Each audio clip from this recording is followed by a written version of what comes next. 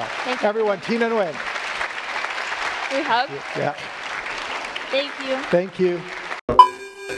It was at their biannual event where I was featured as a customer. This is good. Like, let's just keep doing this. Or do you feel like, no, I want to see how big this thing could get? I think it just kept growing so fast that I never had time to like think.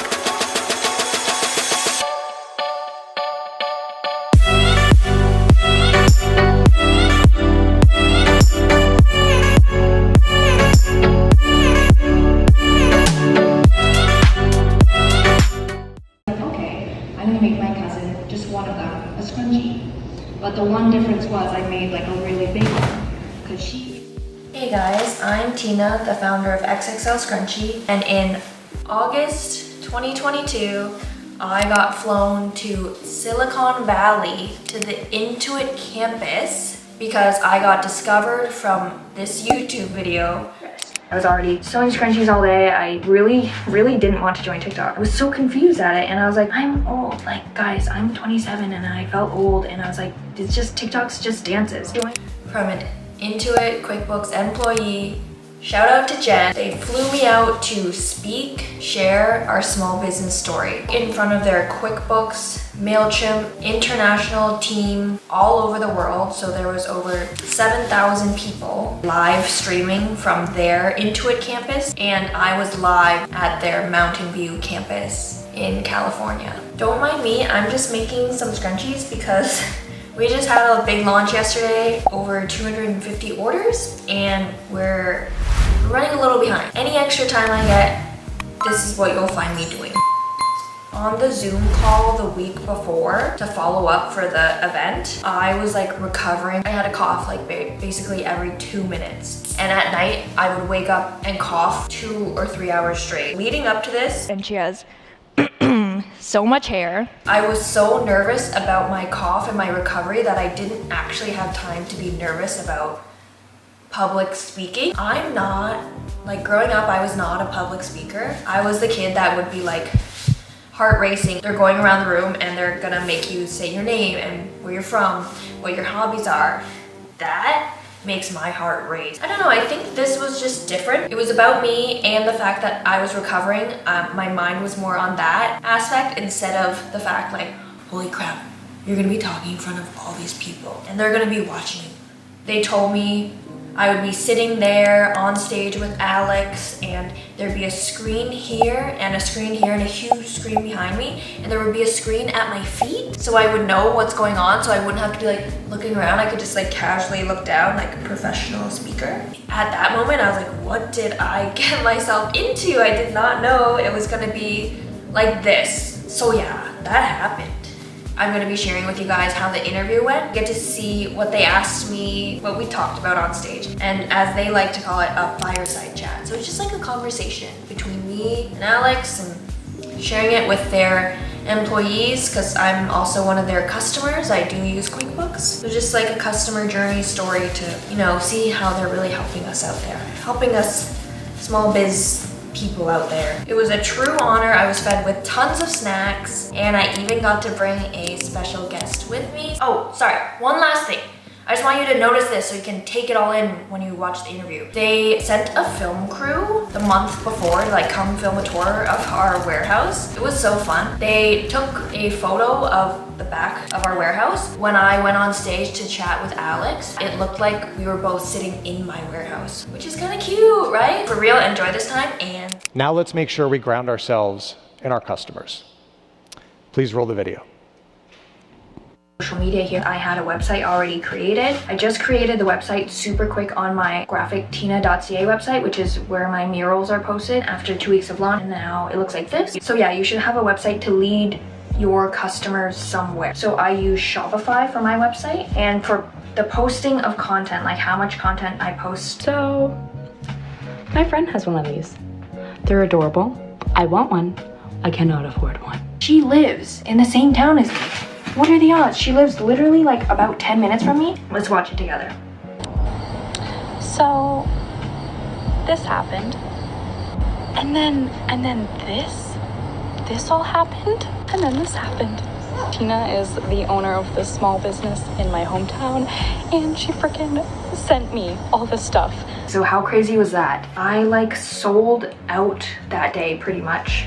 The orders went insane. I remember I kept going on my Shopify and there's like always 100 visitors online from all over the world.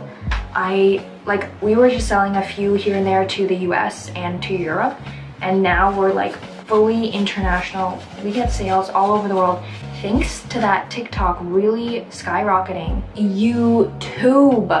YouTube, I never thought YouTube would be, check this out, YouTube, half my visitors to my site now are from YouTube.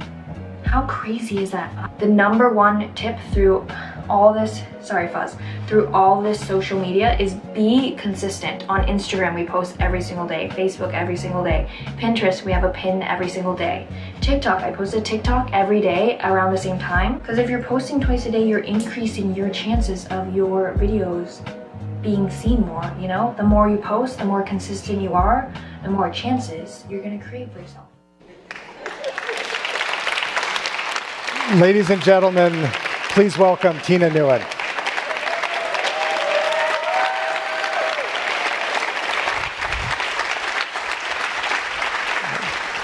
Air hug. Please have a seat.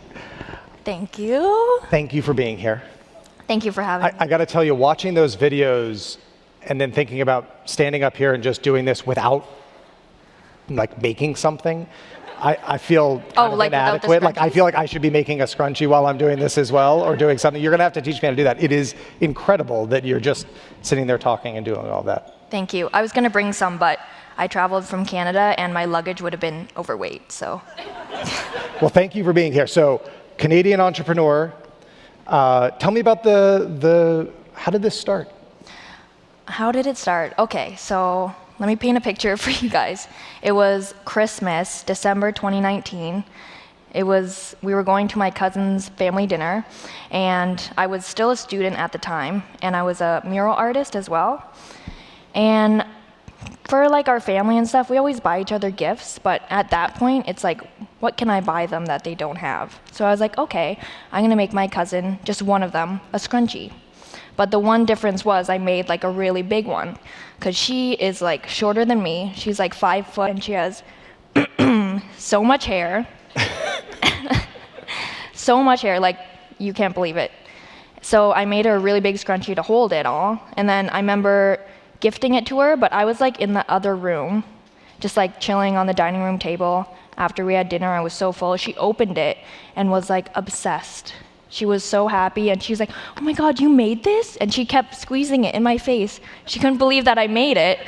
And I didn't even tell her I cut it up from one of my mom's old shirts. Because I was embarrassed, because I wanted to save money.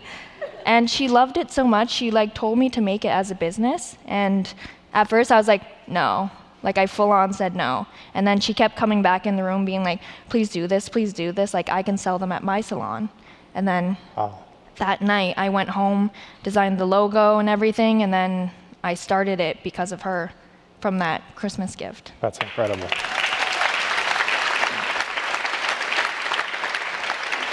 So now fast forward, you know, sort of accidental entrepreneur, but now, you know, I mean, I feel like every time, and we've had a couple of conversations, I know you talk to our board of directors, we've had a couple of conversations, every time we talk to you, you just keep getting bigger and bigger. Like, paint the picture of how big is this enterprise now? Now we have 15 employees, and we just expanded into our second warehouse, which is 4,000 square feet now. God. Congratulations. Thank you. So you know, one of the things that you know was clear on the video and all the videos that I've watched of you is how well you have tapped into omni-channel, right? Social media, the ability to reach customers. Now, you had a background in that. Yeah. But just tell me how impactful that's been. And then I actually see, and I think this video that we showed at the beginning was an example of you teaching others. So tell me about how you're even teaching other small businesses to leverage social media. Well, I remember I made some videos on TikTok, and then I was like, film this one video how I like printed a bunch of labels where you could like save money and then print your own labels and stickers at home.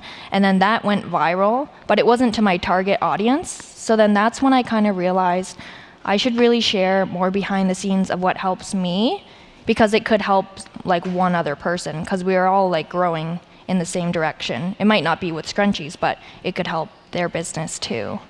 So that's when I kind of realized I wanted to share more behind the scenes and more helpful advice about what I was doing. One of the pieces of advice that I know you've consistently shared is, something along the lines of be yourself.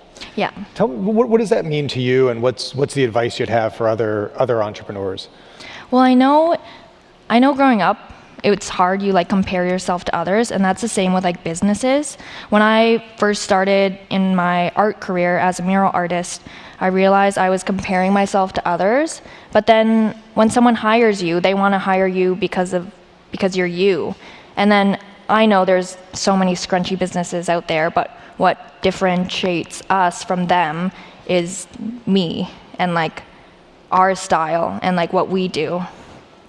So I think being you is like the only thing that sets you apart from other businesses, and then it's more fun that way too.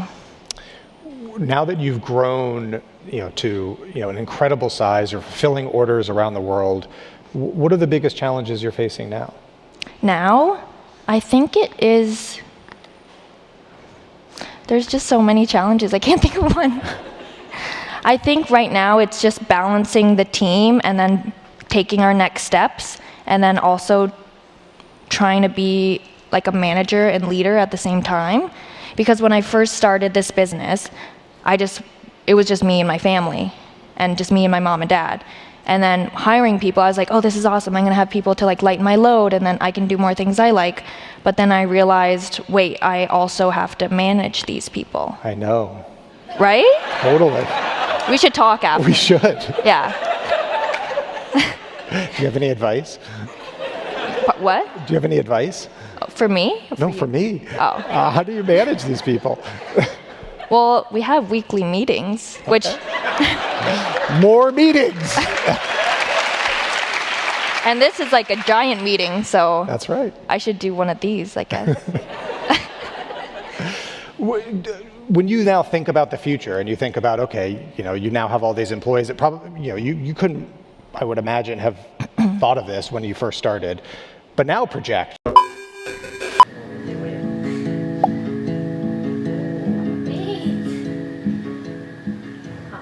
Right? 3 years from now, 5 years from now, what is the, one of the other things that you talk about all the time is go big or go home, right? And so what does big look like?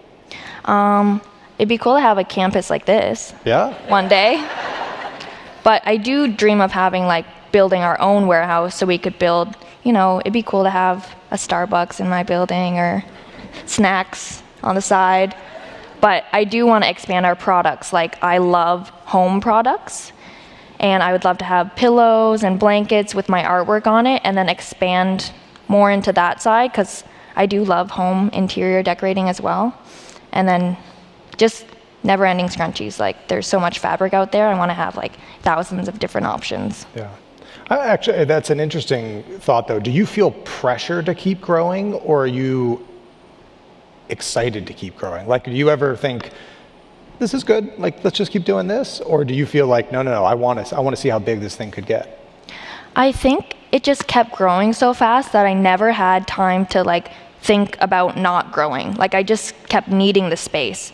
Like when I was in my parents' basement working from there, and I was like, okay, we have so much room down there now. I'm not taking over my mom's living room and kitchen anymore. Suddenly the boxes were filling up in my bedroom, and then it would be overwhelming, and then that's when I was like, okay, we need more space.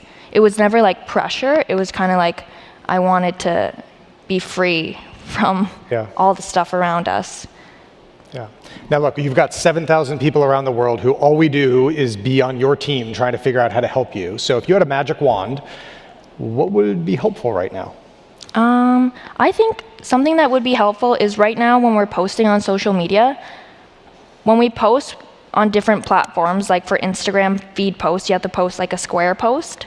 But then in a reel, you have to post like the tall rectangle post. But I can't post both those posts together because like the square might not look good in the rectangle. And then on YouTube, they have shorts now, which are also TikToks.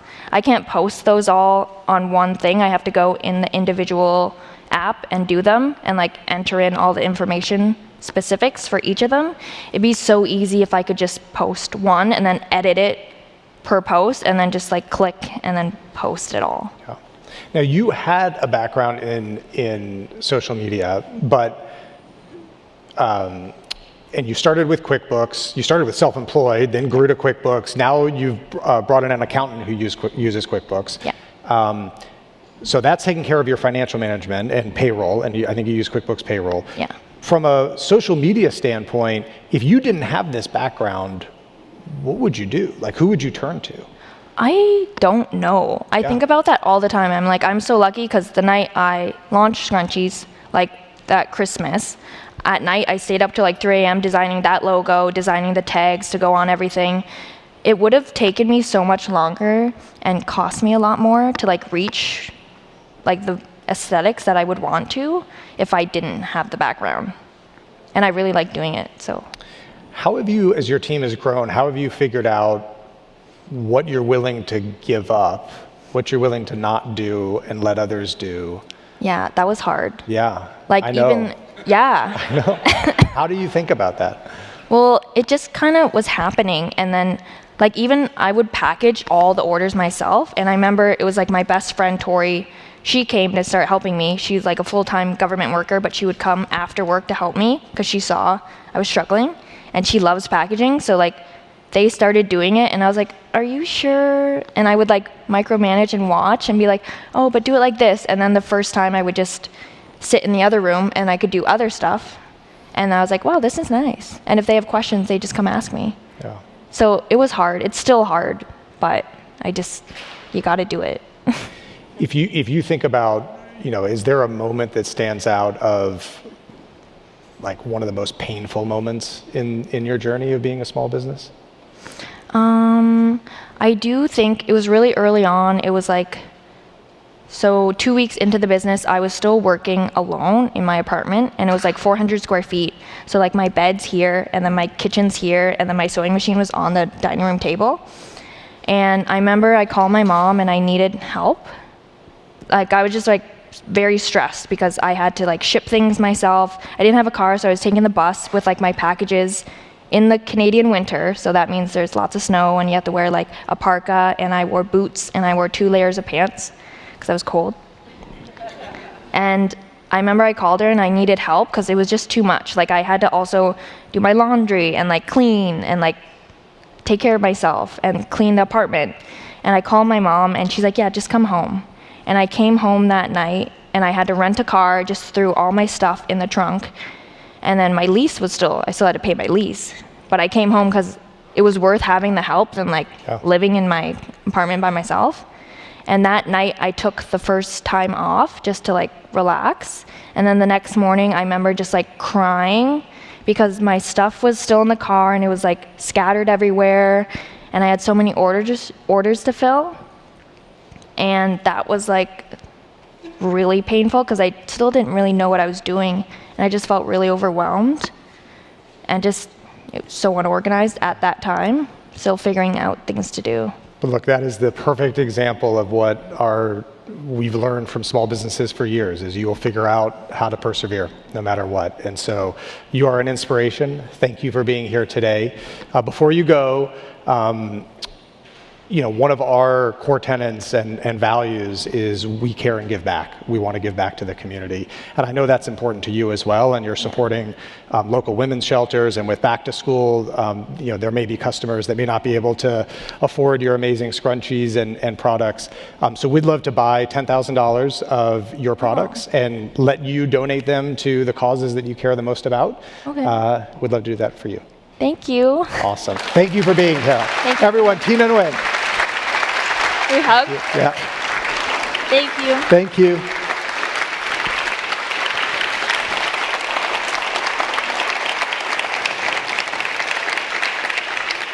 To ground ourselves in our customers and continue to talk to your local small businesses, continue to do the Follow Me Homes and have conversations with small businesses, because when you hear the stories like Tina, you realize why we get up every morning and jump into the office or jump into work to make sure that we can help the Tinas of the world be as successful as possible.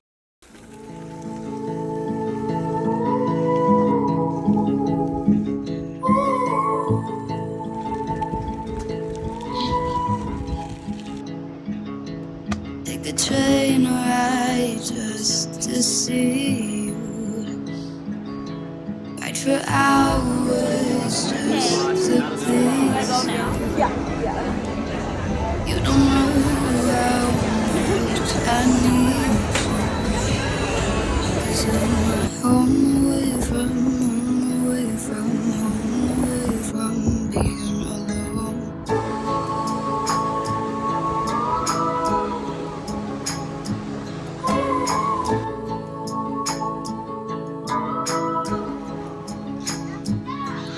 Run away from home, why don't you? 'Cause I did the same just for you.